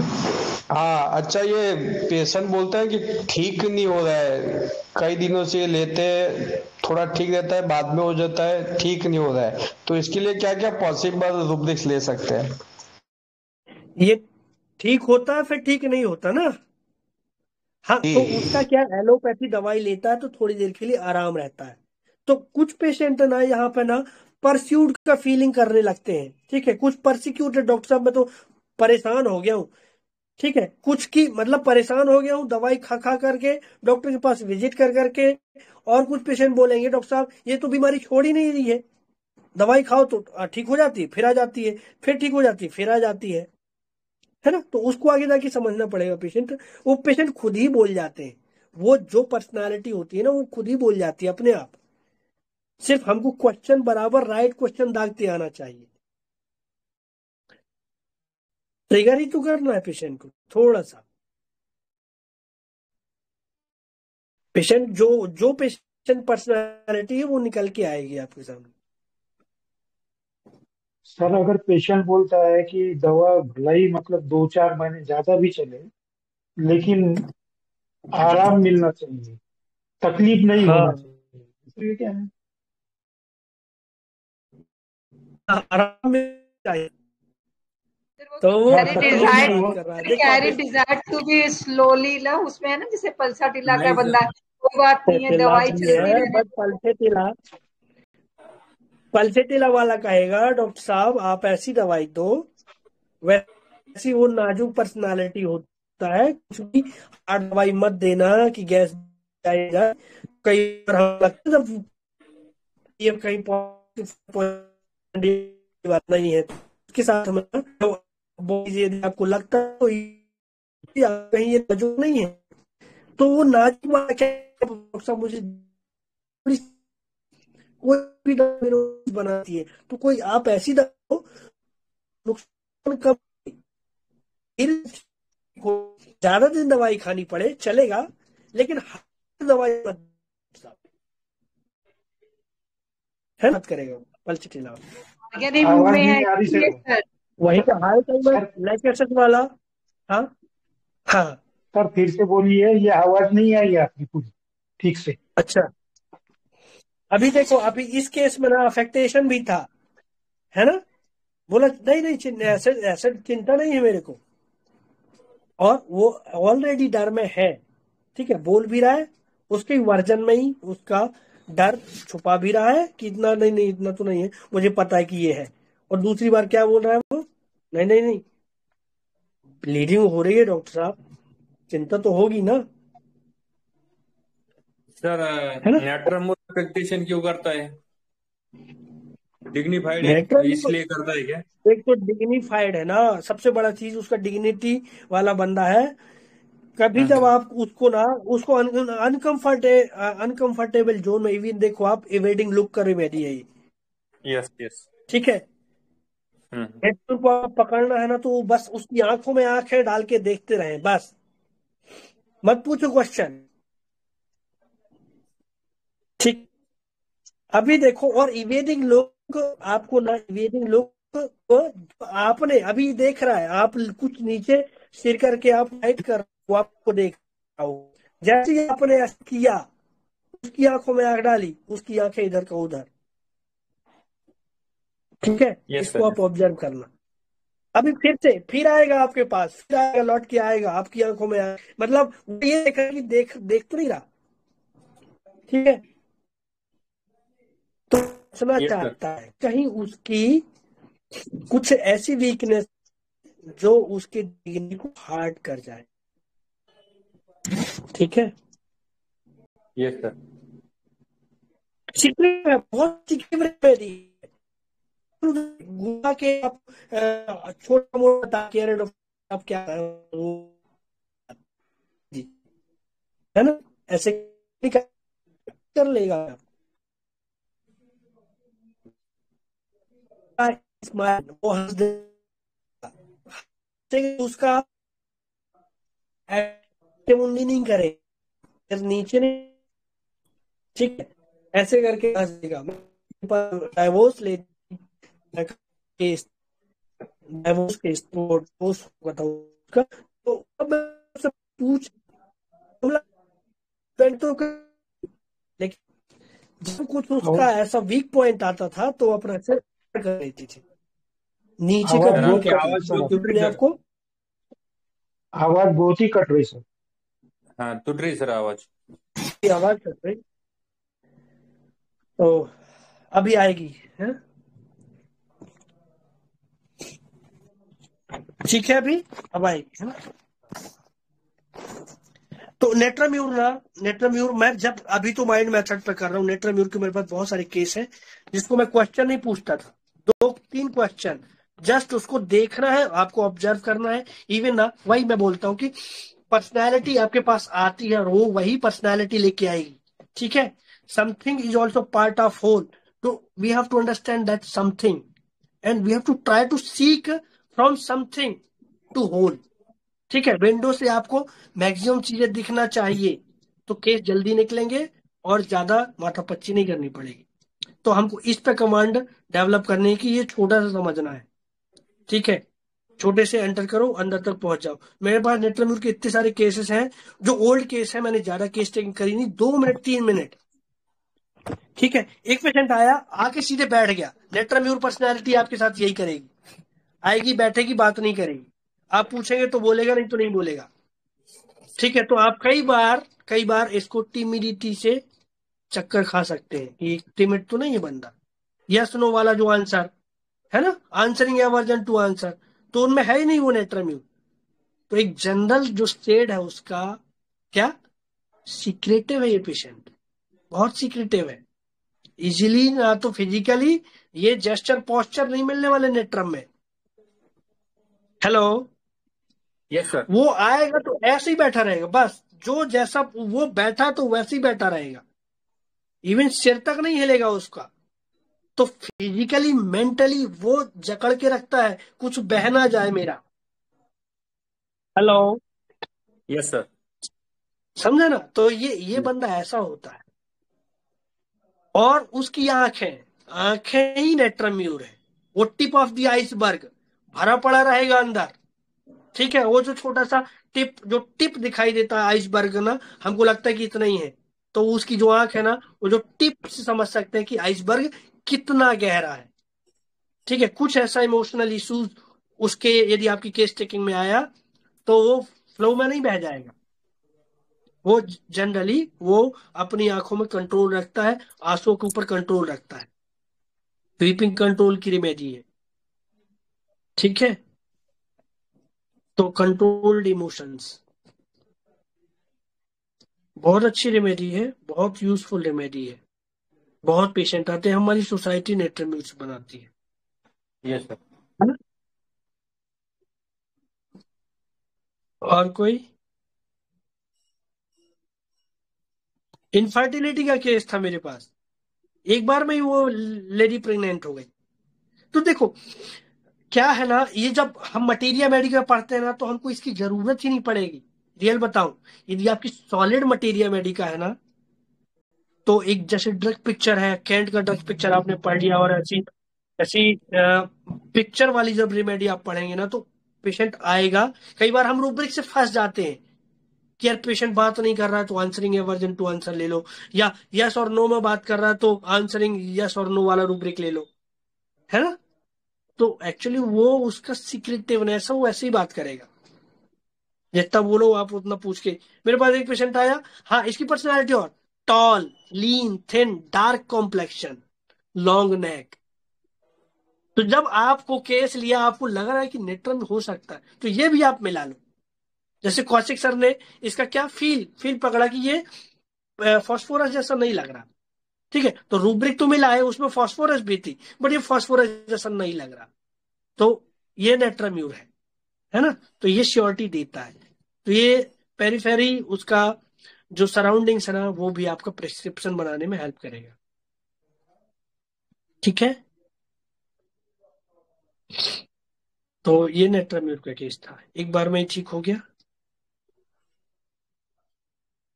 ठीक है, और कोई डाउट क्वेरी हो तो बोलिए।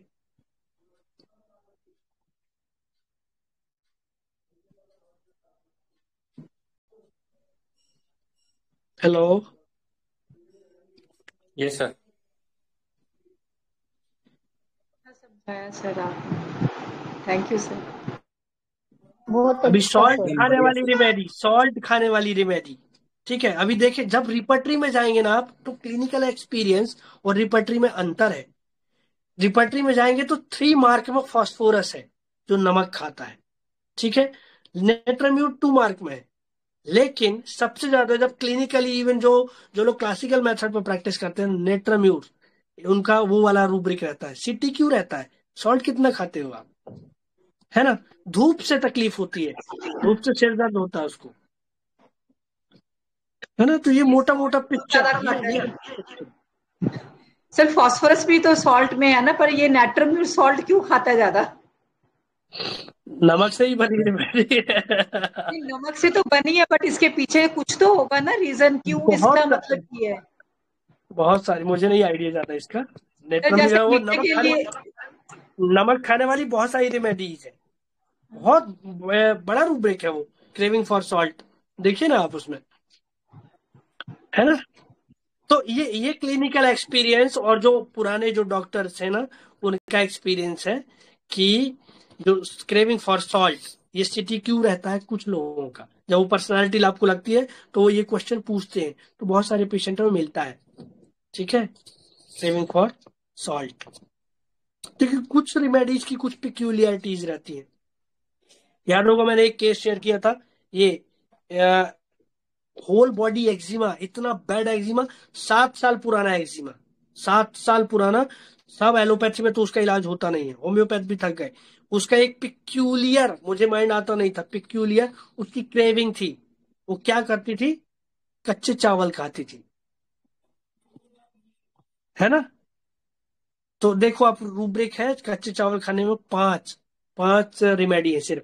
क्रेविंग फॉर रॉ राइस, मैंने यहां से एंट्री लिया, और जिस दिन उसको एल्यूमिना पड़ी उस दिन उसका 80% बेटर, ठीक है। मतलब 3-4 महीने में पूरा एटोपिक डर्मेटाइटिस खत्म, और आज 5 साल हो गया वापस नहीं आया, है ना। और पर्सनालिटी भी फिर बाद में चेक किया तो वो पर्सनालिटी भी एल्यूमिना की थी। तो ठीक है, लंबा वीडियो हो गया, और कोई डाउट हो तो बोलिए। डाउट नहीं है सर, बहुत बढ़िया session sir. Thank you sir, thank you sir.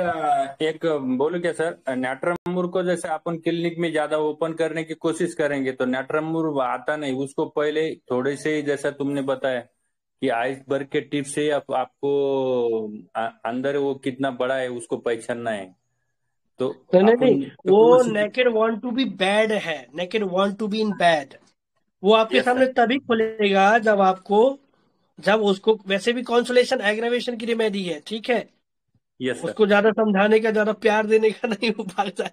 उसको हैंडल करने का तरीका आपको आना चाहिए। इसीलिए ना इसको कम में ज्यादा समझने की कोशिश करना नेट्राम्यूर को। यदि आप अपने क्लिनिक से भगाना नहीं चाहते तो ज्यादा मत पूछो, उतने में ही समझो आप। वही तो नेट्रम है ना, वही है नेट्रम। वो चाह रहा है कि मुझे ज्यादा तंग मत करो आप, ज्यादा खोदने की कोशिश मत करो।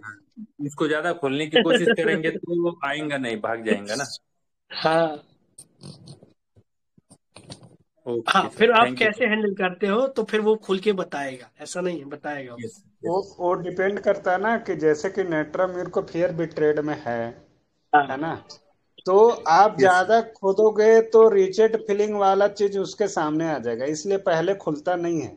लेकिन आप बेड कंफर्ट हो जाओगे, आपको हर तरीके से आजमा लेगा कि यहाँ सिक्योर जोन है, हमारे फीलिंग को सर समझते हैं, तब नेट्राम्यूर के बराबर वाइवेसियस तो कोई मिलेगा भी नहीं। उस हिसाब से हो गया तो लगेगा कि अरे यार ये कहाँ खामोश, अब ये कहाँ। Yes sir. जी मनोज सर।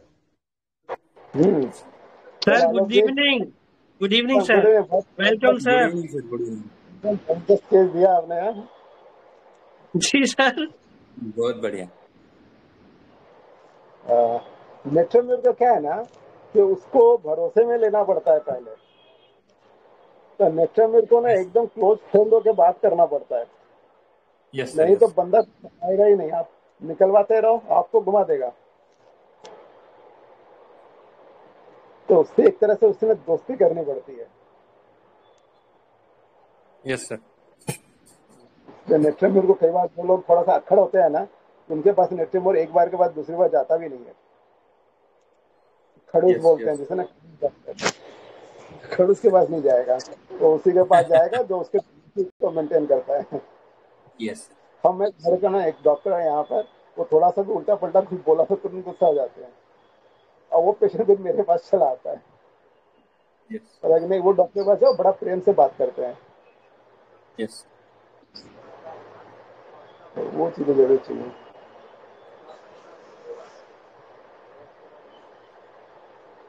तो क्वेश्चन था नेट्रम्यूर नमक ज्यादा खाता है, इसका आप कुछ बताइए ना, मुझे भी नहीं पता इसका। ना नमक तो ज्यादा खाता है, जैसे पहले मुझे क्लासिकल करता था ना, तो उसमें पता चला कुछ चीजें थी जिसमें उसमें जो है सबसे बड़ा होता था कि जैसे हम लोग पूछते थे कि भाई क्या है, एक नंबर रोता कैसा है, तो रोना बहुत सबके सामने नहीं रोता है और नमक ज्यादा खाता है, तो हो गया। बस ये दो चीजें बहुत ज्यादा पिक्यूलियर रहती थी उसकी, और उसी पर हम लोग सिस्टम कर रहे थे। पहले तो छोटी छोटी चीजों का सिस्टम होता था, बहुत ज्यादा आइसक्रीम का वो ठंडा पानी वगैरह, बहुत ज्यादा चिल्ड पानी पीना चाहता है, फॉस्फोरस।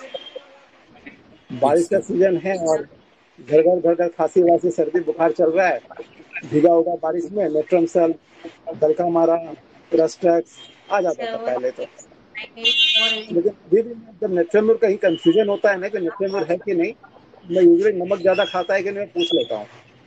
कई बार मिलता है, हमेशा नहीं मिलता, लेकिन कई बार मिल जाता है। तो मिल गया तो थोड़ा नमक ज्यादा खाता है ना, ऊपर से डाल के।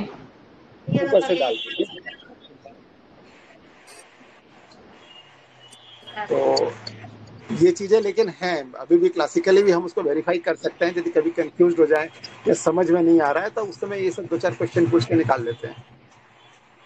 नाइट्रोमोर की जिंदगी में सर कुछ ना कुछ खारापन ही आता है, उसके बाद में ही नाइट्रोमोर बनता है। हम खटाई बोलते हैं, लेकिन ये एक्चुअली सॉल्ट ही रहता है उसका, इसलिए नाइट्रोमोर बनता है।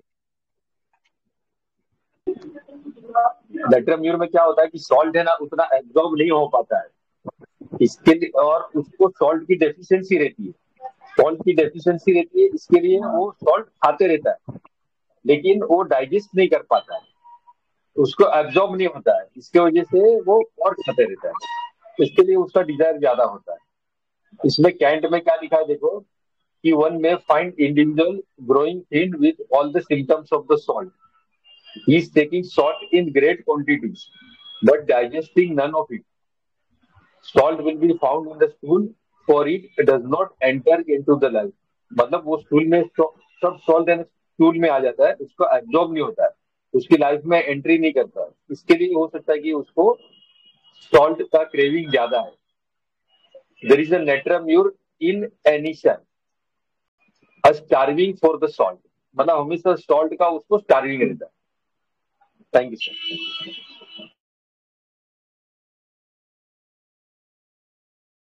थैंक यू सर, बहुत बढ़िया ऐड किया आपने।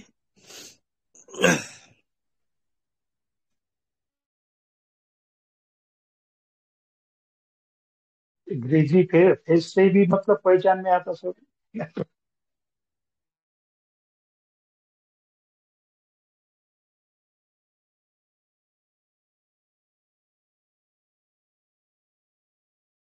जी, thank you so much to our most senior and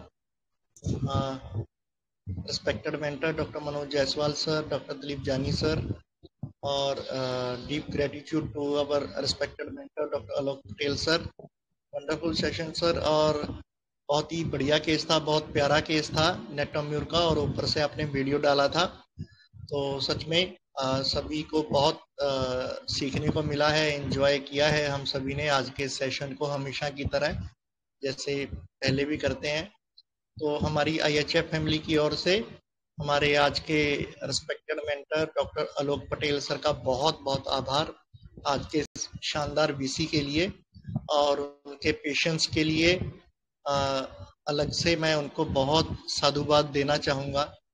कि क्या होता है ना कि जैसे मतलब आप लोग शेयर करते हो कि हमारा एक ऐसा केस है, उसमें उसने ऐसा बताया है, उसने ऐसा बताया है, तो ये पॉसिबल नहीं होता है कि आप बोलोगे और आपको मेंटर सामने से बता देंगे और आपका केस सॉल्व हो जाएगा। तो पहले तो आप लोगों से मेरी हम्बल रिक्वेस्ट है, प्लीज कि आप खुद कैपेबल बनिए, हार्डवर्क कीजिए, मेहनत कीजिए, और ये खुद को ही आपको सॉल्व करना पड़ेगा। हमारे किसी का भी केस कोई सॉल्व नहीं करता है, हमको खुद ही करना पड़ता है। क्या जो हम खुद सॉल्व नहीं कर पाते हैं तो वो हम किसी की हेल्प लेके कभी सॉल्व नहीं कर पाएंगे। वो फिर किसी और मेंटर के पास चला जाएगा तो वहां सॉल्व हो जाएगा, अलग बात है। लेकिन हमारे पास आने वाला केस हमको ही सॉल्व करना होता है, इसीलिए वो हमारे पास ही आया है। तो प्लीज आप मतलब जो भी रेमेडी प्रेजेंट हुई है ना, तो उससे रिलेटेड ही आप कुछ ना कुछ पूछिए। कोई भी ऐसा रूब्रिक है या कुछ उसके रिलेटेड आपके माइंड में जो भी क्वेश्चन है, तो ये जो आप बोलने लगते हो कि पेशेंट ऐसा बोल रहा है वैसा बोल रहा है, ऐसे होता नहीं है। फिर तो बहुत इजी हो जाती है होम्योपैथी, फिर तो हर कोई बहुत इजीली होम्योपैथी की प्रैक्टिस कर रहा होता और बहुत इजीली केसेस को क्रैक कर रहा होता और बहुत लंबी लाइन होती। तो ऐसे नहीं होता है। तो वो जैसे आज आलोक पटेल सर का केस था, तो वो उनके पास एक्सपीरियंस है, उन्होंने बताया कि ऑलरेडी मेरे पास कितने पेशेंट हैं नेट्राम्यूर के, तो वो उनके एक्सपीरियंस में ये है और वो बहुत इजीली फिर नेट्राम्यूर को क्रैक कर देते हैं। तो आप भी कोशिश कीजिए कि आप अपने एक्सपीरियंस में लेके आइए।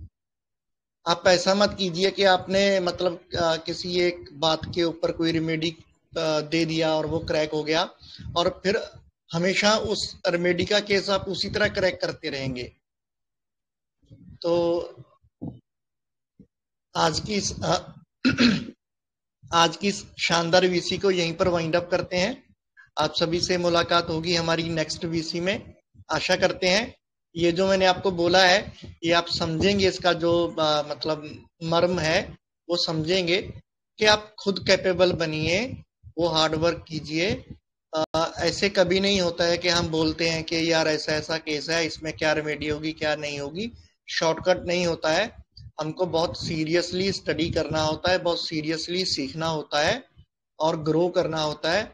खुद के कैनवस को मतलब एक्सपांड करना होता है, और जितना हम हमारे कैनवस को एक्सपांड करते हैं उतनी रेमेडीज, उतने लोग उसमें आते चले जाते हैं, और जहां तक हम नहीं कर पाते हैं तो उसके बाहर के सभी रेमेडीज, सभी लोग बाहर रह जाते हैं, वो आ नहीं पाते हैं कभी, क्योंकि हमने खुद के कैनवस को एक्सपांड नहीं किया है।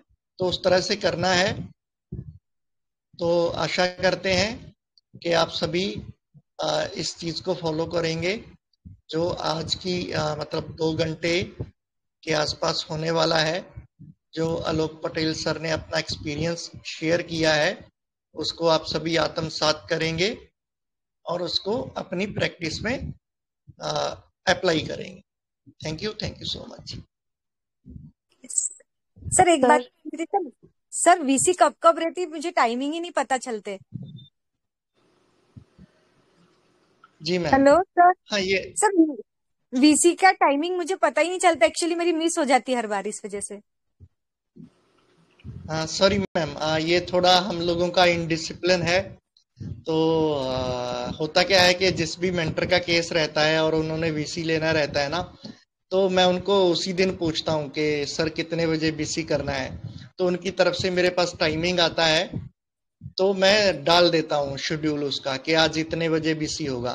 कई बार मैं थोड़ा लेजी ज्यादा रहता हूँ तो मेरी तरफ से ज्यादा लेट हो जाता है उनको बोलना, उनको पूछना कि कितने बजे वीसी करना है सर।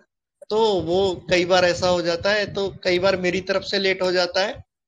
तो ये हम शॉर्ट आउट करने की कोशिश करेंगे कि पहले से जो जो भी वीसी होने वाला है उसका टाइमिंग क्या है वो थोड़ा ट्राई करेंगे, कोशिश करेंगे मैम। जी ओके, थैंक यू जी। सर एक जनरल क्वेश्चन पूछ लूं? हाँ बोलिए मैम।